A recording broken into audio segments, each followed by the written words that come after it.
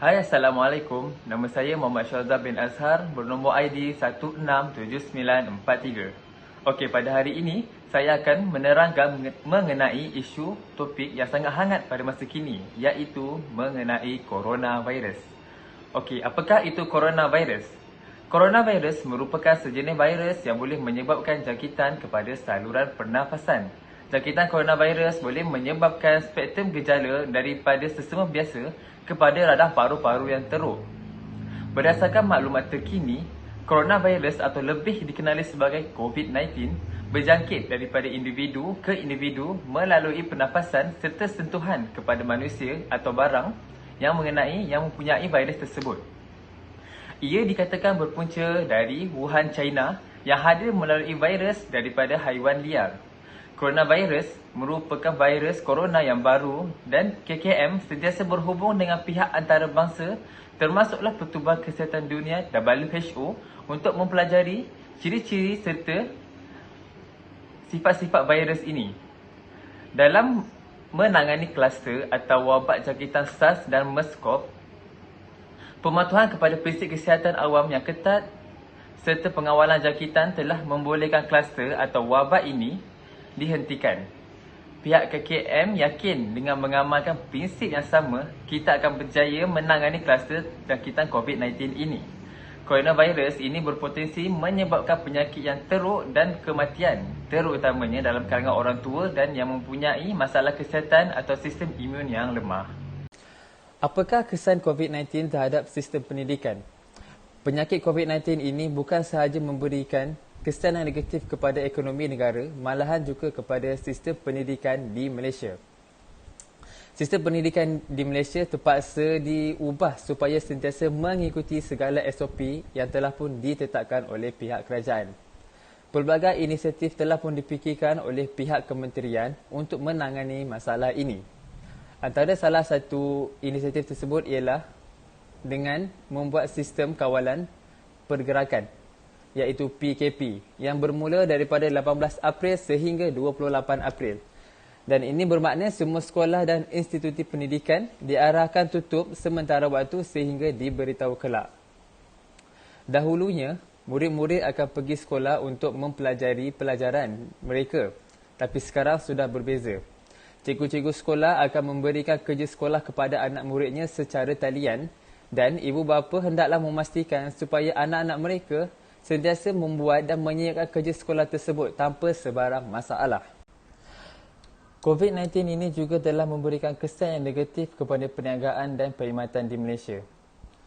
Mereka yang melaksanakan perniagaan kecil bukan sahaja menerima tempias, malah menerima impak yang sangat besar akibat daripada penularan wabak ini. Ada yang terpaksa memberhentikan sementara operasi dan ada juga yang terpaksa membuang kerja, malah ada yang perlu menutup terus perniagaan mereka. Ada juga yang telah menerima gaji harian, tidak lagi meneruskan pekerjaan atau perniagaan mereka. Apabila penyakit COVID-19 ini semakin berleluasa dan terus meningkat, ini akan menyebabkan perintah kawalan pergerakan akan menjadi semakin ketat. Jadi, kesemua permis perniagaan terpaksa ditutup kecuali mereka yang berniaga dan menjual barangan keperluan harian sahaja yang boleh buka. Ini memberikan impak yang sangat besar terutamanya kepada SME, iaitu perniagaan kecil sederhana. Kerana apabila tidak dapat membuka premis, mereka tetap juga untuk membayar segala sewa dan juga tanggungan yang lain. Hal ini menyebabkan ada perniagaan yang terpaksa menutup dan mengurangkan pekerja bagi menampung pembelanjaan mereka. Selain itu, mereka juga hilang peluang pekerjaan. Apabila PKP dilaksanakan dan banyak premis yang tutup, ini menyebabkan ramai pekerja terpaksa diberi cuti tanpa gaji dan ada juga yang terpaksa diberhentikan. Seterusnya, bagaimana kerajaan dapat membantu untuk meningkatkan penggunaan atau adaptasi teknologi dalam ketiga-tiga sektor di atas? Okey, langkah proaktif kerajaan melawan impak COVID-19 melalui pakej rancangan ekonomi mendapat pujian daripada dunia. Selain memfokuskan kepada B40 agar dapat meneruskan kelangsungan hidup asas, kerajaan mengambil inisiatif membantu peniaga mengurangkan bebanan kewangan meruncing yang boleh menyebabkan lebih ramai kehilangan pekerjaan. COVID-19 menghentam golongan entrepreneur seperti tsunami, meremukkan semua usaha bertahun-tahun yang dilakukan selama ini membina perniagaan.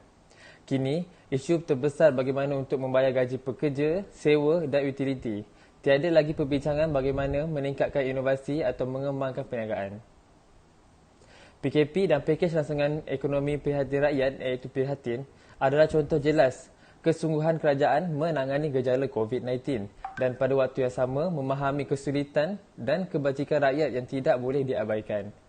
Di sudut pendidikan, penularan COVID-19 memberi kesan terhadap perjalanan, penjadualan dan pendekatan sistem pendidikan negara. Konsep pengajaran dan pembelajaran kini tertumpu kepada pendekatan secara dalam talian maya sahaja. Secara khusus, semua institusi pengajian tinggi IPT, awam dan swasta menggerakkan pengajaran dan pembelajaran secara dalam talian lantaran penularan COVID-19 ini.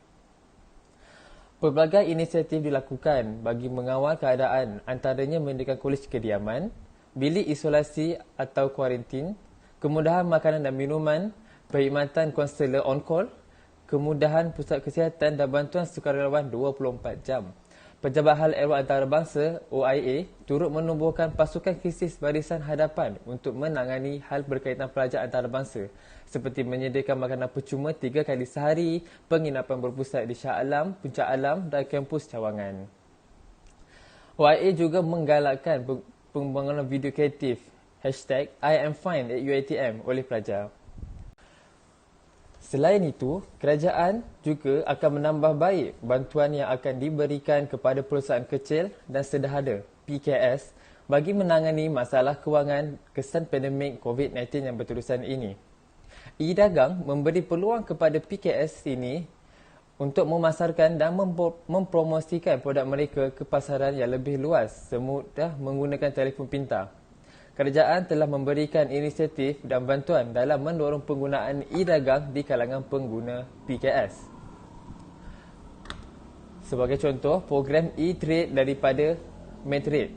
Walaupun terdapat sebilangan peniaga yang telah memulakan transformasi digital, masih banyak lagi yang belum menganjakkan langkah mereka ke arah e-dagang. Untuk menggalakkan peralihan perniagaan tempatan kepada e-dagang, antara inisiatif yang disediakan kerajaan adalah melalui program e-trade oleh Pembandaran Pembangunan Perdagangan Luar Malaysia iaitu MATRADE, sebuah agensi di bawah MITI.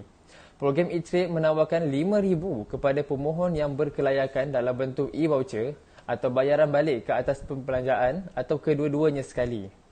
Syarikat-syarikat di bawah program e-trade berpeluang untuk menyertai pelbagai platform e-dagang antarabangsa dari beberapa negara di seluruh dunia termasuklah negara-negara ASEAN, China, India dan Amerika Syarikat.